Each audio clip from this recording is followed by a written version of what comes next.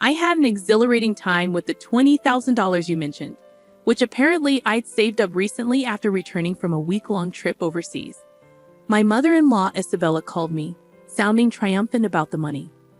Confused, I couldn't recall having such a substantial sum on hand.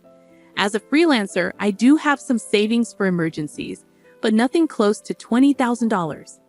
Besides, my banking card was safely with me, and I wouldn't leave such a large amount lying around. Isabella claimed I had given it to her, so she helped herself from the sideboard drawer, assuming we were well off. Grateful for the gesture but perplexed, I assured her it was fine, despite not comprehending the source of the money. However, clarity came when my husband Anthony returned home, revealing the truth about the mysterious funds a month later. Isabella's relentless calls followed thereafter, numbering over 80 attempts to reach me. Although I chose to ignore most, one call caught my attention due to her persistence. Frustrated, Isabella accused me of disregarding her, which I found ironic given her repeated demands for money. Allow me to introduce myself. I'm Scarlett, a 32-year-old freelance jewelry designer with a longing for children, though my career keeps me occupied. My husband Anthony, also in his early 30s, used to hold a corporate job but now manages my business endeavors. Despite our success, Isabella, who resides alone in her family home, remains convinced we live in opulence and frequently requests financial assistance. Our journey wasn't always smooth sailing. Initially, Anthony supported us with his job, but as my design career blossomed, he transitioned into managing my affairs. With his help, we secured deals with prestigious international brands. However, Isabella fails to grasp the intricacies of our work, mistaking our business engagements for leisurely indulgences. She yearns for a lifestyle akin to ours, oblivious to the sacrifices and obligations it entails. Isabella's requests for extravagant parties or luxurious outings mirror her misunderstanding of our reality. While I could afford to fulfill her wishes, I'm bound by numerous commitments and expenses. Despite our apparent glamour, every event and outing serves a professional purpose, not merely a display of wealth. Unfortunately, Isabella's inability to comprehend this continues to strain our relationship. Despite my persistent refusals, Isabella's relentless requests often find a weak spot in Anthony, her son, who occasionally succumbs to her demands for money. If giving her a little money keeps her quiet, then it's a small price to pay, he rationalizes. For Anthony, it's more convenient to placate her with cash than to endure her disruptions to our work. However, rather than quelling her desires, each concession only fuels Isabella's escalating demands, leaving both Anthony and me exasperated. Recently, she insisted on a new dress for an upcoming gathering she'd been invited to. Wouldn't a two-piece suit suffice? Anthony proposed, attempting to reason with her, recalling past instances where she insisted on expensive attire. But Isabella remained adamant, insisting on nothing short of luxury for the event. Everyone will be dressed to the nines. I can't afford to look shabby, she argued, dismissing the notion of thriftiness. As if that weren't enough, Isabella also demanded a matching bag, further adding to our frustrations. Anthony, seeking a solution to her incessant demands, had previously arranged a credit card in Isabella's name, specifically for her expenses. Initially, she abused the privilege, overspending recklessly until Anthony intervened, imposing restrictions and urging her to seek approval before major purchases. Despite his efforts, Isabella's impulsive spending persisted, leading to exorbitant bills that Anthony was left to settle. Though the card bore her name, it was Anthony who bore the financial burden. Isabella's misconception that the card equated to unlimited funds exasperated Anthony, prompting him to impose spending limits. A credit card isn't a bottomless pit of money, he reminded her, exasperated by her disregard for financial responsibility. Caught in the midst of her whims, Isabella's frustration was palpable when her spending privileges were curtailed. "What the heck? I couldn't pay for my shopping the other day," she explained, failing to grasp the consequences of her unchecked expenditures. Isabella stormed in, berating us for the struggle with payments due to her overspending. "We've lowered your monthly limit, It's still sufficient, right? Anthony attempted to reason, but Isabella remained unconvinced. Just because you say so, you two are still dressing up and going to fancy places. How is what I'm doing any different?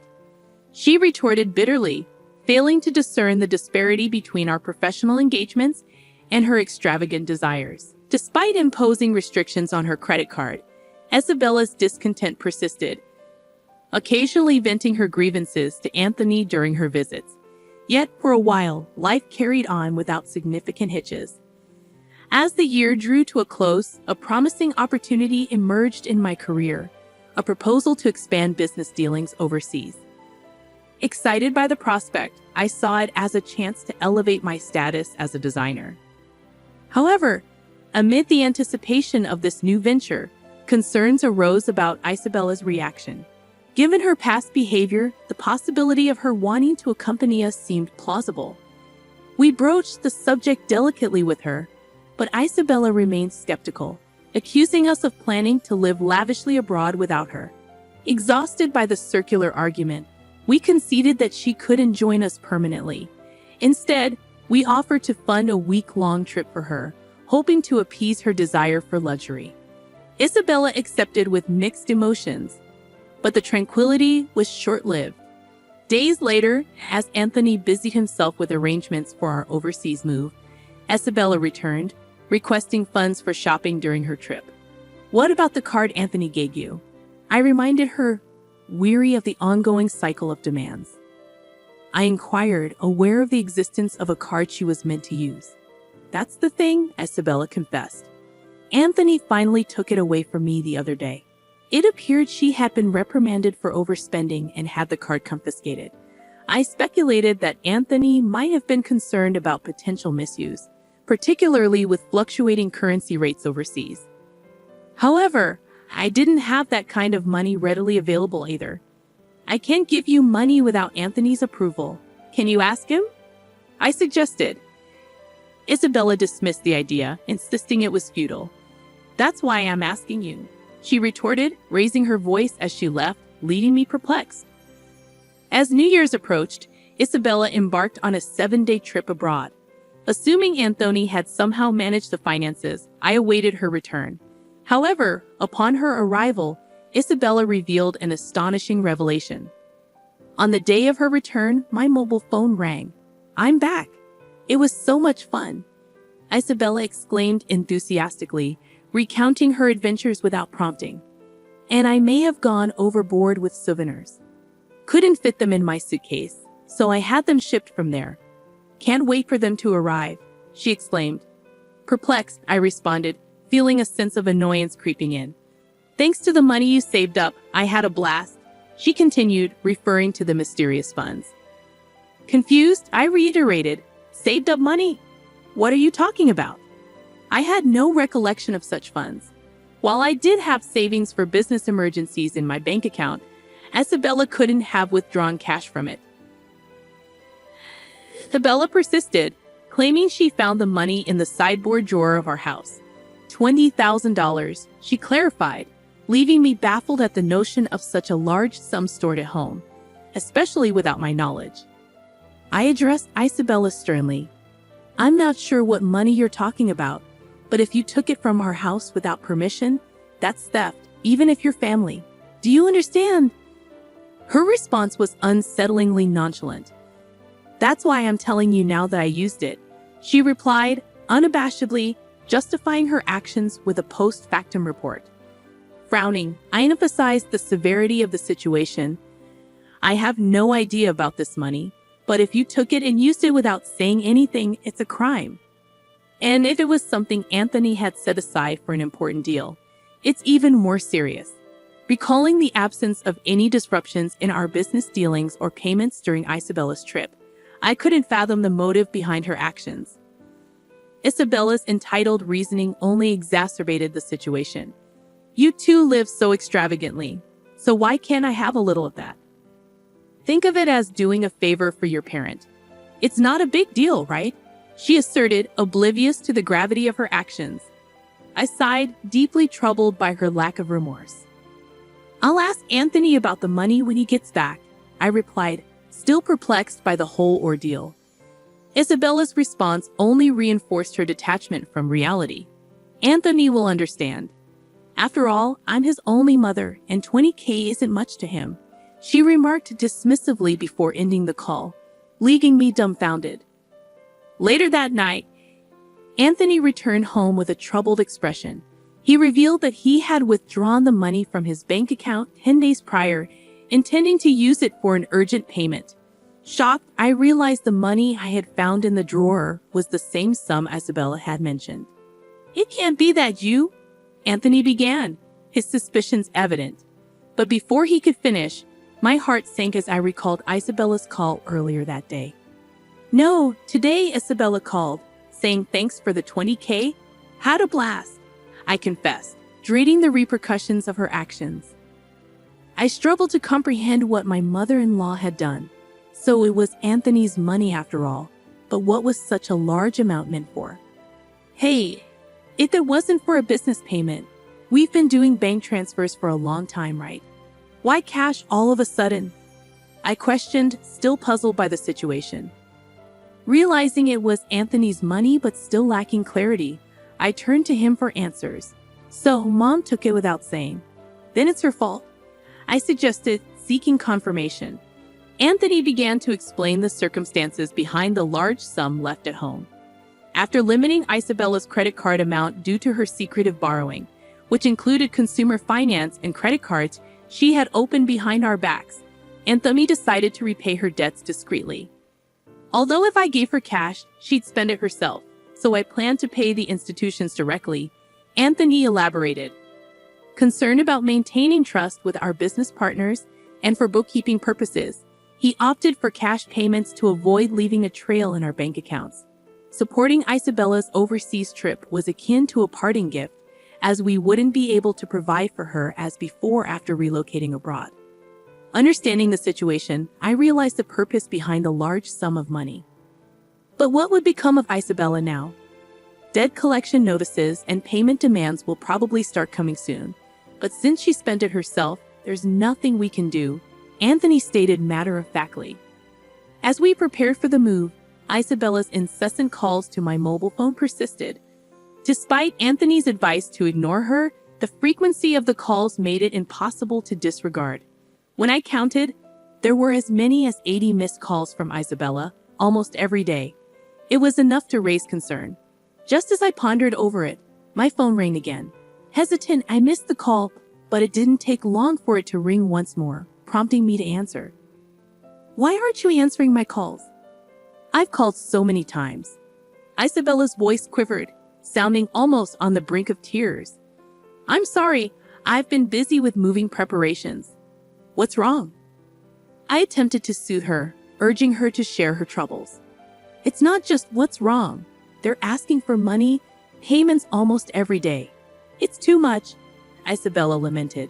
Concerned, I inquired if she had contacted Anthony. "He seems to be blocking my calls. I can't get through to him at all. Scarlett, you're my only hope now. Please help me," she pleaded, catching me off guard. I was taken aback by the realization that Anthony had taken such drastic measures with his own mother. If he had used the money he had prepared to pay off Isabella's debts, this situation wouldn't have arisen. Now, Isabella seemed inundated with collection letters from finance companies and consumer lenders, with relentless collection calls leaving her feeling helpless. It was a scene I had never witnessed before, something I had only seen in dramas. I'll mention it to Anthony, but I can't guarantee what he'll do. A mother in trouble, it's a son's duty to help, right? Please ask him for me, okay? With that, the call ended. However, the reality was harsh. We needed funds for our business expansion overseas, and we couldn't afford to help Isabella. Moreover, it was her own fault for misusing the money Anthony had set aside to settle her debts. When I informed Anthony about the call upon his return home, exhausted, he dismissed it coldly, showing no inclination to assist his mother. I had every intention of resolving things with Isabella before our departure, but she squandered the opportunity herself. It's true, the money was initially earmarked to settle Isabella's debts, but she opted for a lavish trip instead, leaving no room for excuses. Despite her continued calls, I made the difficult decision to block her number, following Anthony's lead. Though I wished I could aid her, if Anthony chose to ignore her, there was little I could do as his mother. Meanwhile, the day of our move overseas loomed closer, demanding my attention for packing. Surveying the still cluttered room, I reflected on Isabella's recent actions. It seemed she had sold her house to alleviate some of her debts. But it wasn't enough. In addition to the $20,000 Anthony had intended to repay, she had hidden further debts. The magnitude of her financial obligations was staggering, exceeding even the proceeds from selling her property. "Hey, our family home, it's gone. Are you okay with that?" I asked Anthony, noticing a tinge of sadness in his demeanor. Losing the house where one grew up must have felt like a profound loss. Having experienced the early loss of my parents' house, I empathized with the sense of displacement. Unlike me, Anthony had lost his sanctuary due to his living mother, a circumstance I couldn't even begin to fathom. Now residing in a modest apartment, Isabella struggled to repay her remaining debts with a part-time job. At her age, finding work must have been challenging. While I harbored some sympathy for her situation, the repercussions of her reckless spending were undeniable. Even for the elderly, accountability for one's actions remained paramount. As my business flourished overseas and opportunities continued to arise, I found myself inundated with offers from unexpected quarters. Grateful for the newfound success, I juggled a hectic schedule, leaving little time for rest or exploration. Anthony, too, was occupied with various responsibilities. In the midst of it all, the prospect of starting a family still felt like a distant dream, a thought that lingered as I gazed out at the foreign cityscape beyond the window.